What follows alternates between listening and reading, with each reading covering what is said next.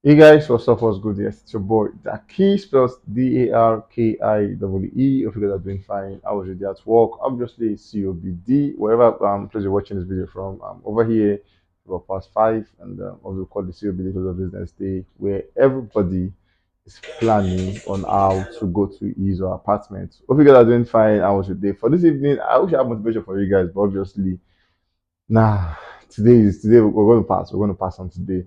Straight up to the news today. Obviously, Davido has been amazingly well, doing good for himself. Davido again has been making the news, making the rounds. And you want to know what he has done this time? Follow me. And I'm sure you're asking yourself, what has Davido done? Trust me, I have Davido news for you guys today. I'm going to begin with Rema. Actually, Rema is the guy taking the note for the first news of the day. We saw where Rape and Roses Ultra.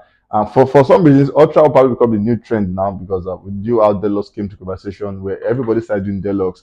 Even Davido have said is going to do a Deluxe on that one, but now Ultra began with Rema, and obviously in coming day we're going to probably see more of Ultras when it comes to our album and the like. So Rema and Roses Ultra ending about 6 million for the five streams on the first opening day. Now it holds the record for the third biggest first day stream for any Nigerian album, only behind Timeless 8.4 million and Love Damini 8.3 million. Worthy of note is number one is Timeless, two is Love Damini, and three is Rave and Roses Ultra. Amazing one, big one for Rema and we saw for the top song in USA, obviously Rema and Selena Gomez Calm Down of the Art Ultra project becomes the first African song to enter the top 20 of the USA Spotify daily charts. Amazing one for Rema. The Ultra was a born project to do break records, and trust me, it has been doing all of that ever since inception. It came into limelight. Moving on, we saw for the most streamed Afrobeat project on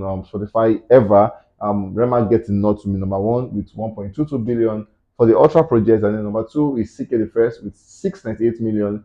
Number three is African Giants with 695 million. Number four is Love That Many with 683 million, and obviously number five Made in Lagos Deluxe Edition with 6.19 million.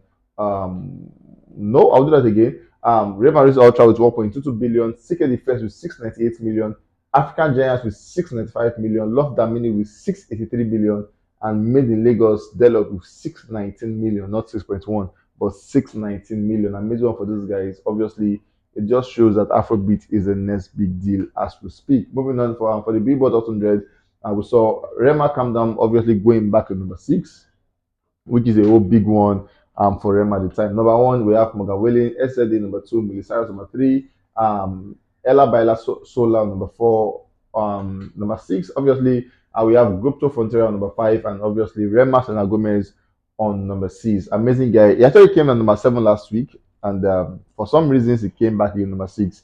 What will next week hold for Rema? Obviously, we can't wait to see what these guys will hold on the charts. Moving on, we saw for the Afrobeat chart, talking about the Billboard and the USA, we saw Rema breaking his own personal record as the longest running number one song to remain on number one spot for a record 35 weeks. Amazing. Now, I think from 31, it became the first, and then it has been breaking his own record from there. So 31, 32, it broke his personal record.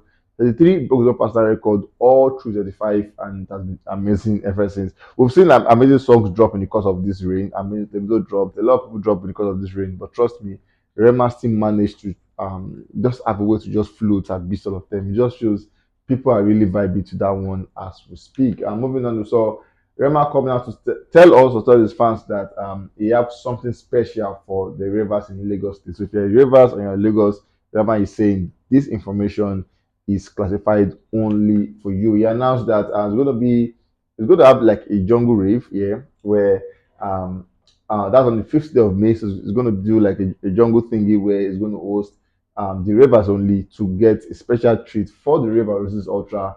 And then he said the location is secret. So if you want to get that, Rema has a way of communicating that to you. So obviously for the ravers only, Rema is saying is going to get that from here across to you guys. But for general public knowledge, it's going to be a secret location. Hopefully, these available will get like open and people actually get there. And trust us, we'll give you guys updates when we have proper updates on this one. Moving on, we saw Rema River Roses Ultra is now eligible for a Brit Gold certification in the UK for the sales of 100,000 album units. Amazing one for this guy. Doing good for himself. Album which is barely about 5 days old. It just shows that, trust me, this guy is really doing amazing well and knows exactly what he's doing at the moment. Moving on, we saw Rema make an announcement. Initially came out to say, yeah, he made an announcement earlier to say that he had the UK fans, give them a special announcement. He said, UK fans, I have a special announcement for you guys. And a lot of people were wondering what was he talking about on the announcement. But obviously, he actually announced that the O2 Arena was that announcement, and he's doing that on the 14th of November at the O2 Arena, obviously in London. And that's about 20,000 capacity. And obviously, tickets will begin 10 a.m. tomorrow. That's for pre-sales tickets. And general tickets will begin 10 a.m. on Friday. Big one to Rema and on that one. And for Rema come down at the USA and the continent generally, so it's like a whole record for Rema because it's an amazing one for him, trust me. Rema for the USA Shazam is number one. For the USA overall radio media base number one. USA iTunes number four. USA Billboard radio song number four. USA single chart Billboard 100 number six. USA digital Billboard digital song sales number seven. USA Billboard streaming song number 11. USA Spotify number 20, USA Apple Music 36, and USA Billboard Pop Radio number one. Big one. Obviously, in the US, EMI is so big. Like, yeah, I think one of the biggest actually at the moment in the US, and it just shows this guy is doing amazingly well for himself. I was sorry, Emma coming out to say, for all you guys who wished him happy birthday and all of that, he's having this note to all of you. He's saying, thank you for the birthday wishes. Fills my heart to be reminded how I have touched life in different ways. And he said, I love you all deeply. So if you're a Rema fan or you're a Ravers as it's called, Rema is saying he loves you guys so deeply. Moving on, we have Zlatan as the next guy on the news. You saw where he came through. I think on this post you see where he had like a football thingy where he was playing football and all of that. And it just shows that this guy really knows exactly what to do when it comes to almost everything. Talk about play, sports, music, entertainment, all of that.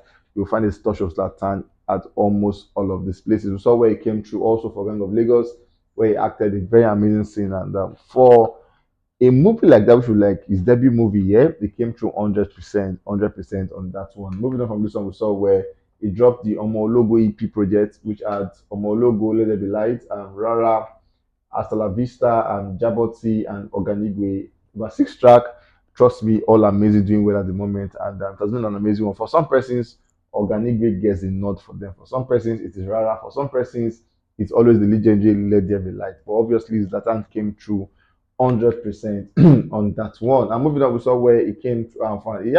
He spoke with Ade Chopin in an interview, and then he spoke about what Apple Music means to artists basically.